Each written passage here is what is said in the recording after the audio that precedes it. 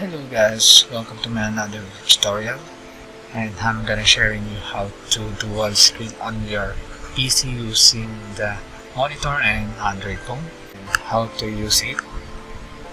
And don't forget to hit like, subscribe to my channel for more tutorials, and let's go.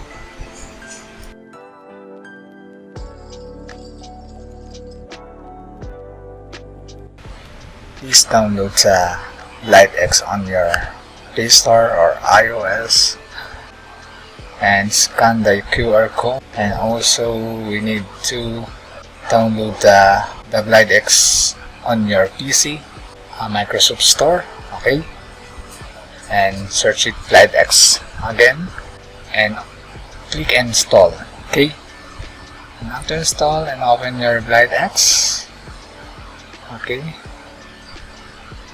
and please open the GlideX and then connect your Android phone, okay, and scan the QR code.